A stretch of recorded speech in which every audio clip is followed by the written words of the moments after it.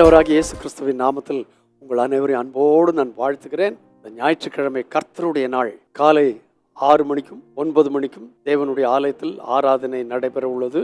நீங்கள் தக்க சமயத்தில் கடந்து வந்து கர்த்தரை ஆராதிக்க, துதிக்க, ஸ்தோத்திரம் பண்ண, வசனங்களை கேட்டு கர்த்தருடைய ராஜ்யத்தின் வருகைக்கு ஆயத்தமாக கர்த்தர் தாமே உங்களுக்கு ஒத்தாசை பண்ணுவாராக.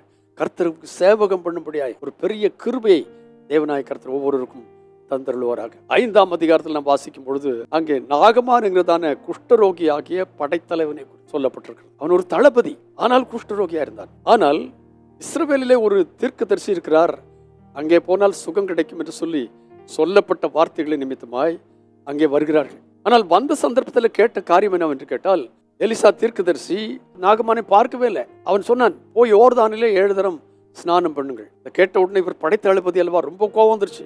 எங்க நாட்டில் இல்லாத தண்ணியா, சுத்தமான நதிகள் இல்லையா, இந்த யோர்தான் அழுக்கு பிடிச்ச தண்ணியில போய் நாங்கள் முங்கியா என்று சொல்லி கோவப்பட்டு திரும்ப போக பார்த்தான். ஆனால் வேலைக்காரர்கள் இருந்தார்கள். வேலைக்காரர்கள் சொன்னார், பெரிய காரியம் ஒன்றும் சொல்லலையே, சும்மா முங்கி எந்திரிச்சு வந்தா போதுமே, தயவுசெய்து அதன்படி செய்யுங்கள். அப்போ அவர் கோபம் தணிஞ்சவராக போறார், யோர்தானுக்கு போறார். 14ஆம் வசனத்துல சொல்லி இருக்கிறது என்னவென்று கேட்டால், அப்பொழுது அவன் இறங்கி, அதுக்கு முந்தின வசனம் சொல்லியிருக்கு, அவனுடைய ஊழியக்காரர் சமீபத்தில் வந்து, தகப்பனே அந்த தீர்க்கதரிசி ஒரு பெரிய காரியத்தை செய்ய உமக்கு சொல்லியிருந்தால் அதை நீ செய்வீர் அல்லவா, அங்க போய் இதை செய்யு சொல்லி பெரிய காரியத்தை சொல்லியிருந்தா செய்வீர் அல்லவா, ஸ்நானம் பண்ணும் அப்பொழுது சுத்தமாவீர் என்று அவர் உம்மோட சொல்லும் போது அதை செய்ய வேண்டியது தானே. அடுத்த வசனம், அப்பொழுது கீழ்ப்படிதலை கொண்ட காரியம்.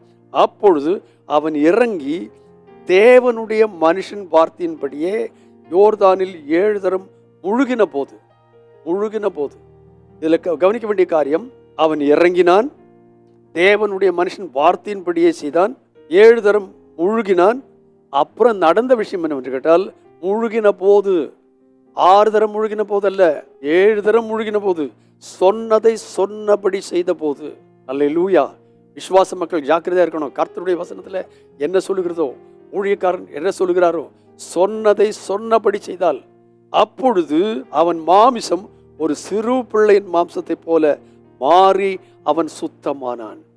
கர்த்தருடைய வார்த்தைக்கு கீழ்ப்படுகிற மக்கள் யாரோ, கர்த்தர் சொல்லுகிறதை சொல்லுகிறபடி, கொஞ்சம் கூட மனம் கோணாமல், கோபப்படாதபடி, வெட்கப்படாதபடி கர்த்தர் சொல்லுகிறதை சொன்னபடி செய்தால் என்னாயிற்று, அவன் மாம்சம் ஒரு சிறு பிள்ளையின் மாம்சத்தை போல மாறி அவன் சுத்தமானான். இந்த ஞாயிற்றுக்கிழமை காலையில ஒருவேளை வந்திருக்கிற சூழ்நிலை எப்படி வந்திருக்கிறீர்கள் என்று தெரியாது, அல்லாவிட்டால் வீட்டில் இருந்தாலும் எப்படி இருக்கிறீர்கள் என்று தெரியாது, என் வார்த்தைகளை கேட்கிறவர்கள் எப்படி இருக்கிறீர்கள் என்று தெரியாது.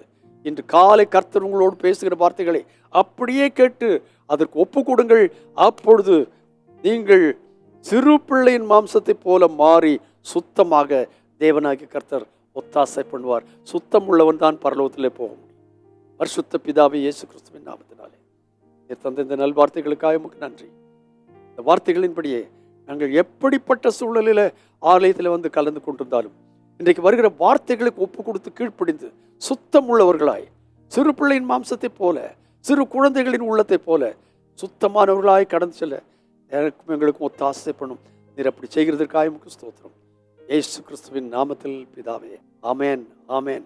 இந்த ஞாயிற்றுக்கிழமை இங்கிருந்து போகும்போது, ஓ ஹல்லேலூயா, நீங்கள் சுத்தம் உள்ளவர்களாய், சிறு பிள்ளையின் மாம்சத்தை போல அழகுடையவர்களாய், தேவநாமத்திற்கு மகிமையுடையவர்களாய் கடந்து செல்ல கர்த்தர் உதவி செய்வாராக. God bless you abundantly again and again and again and again.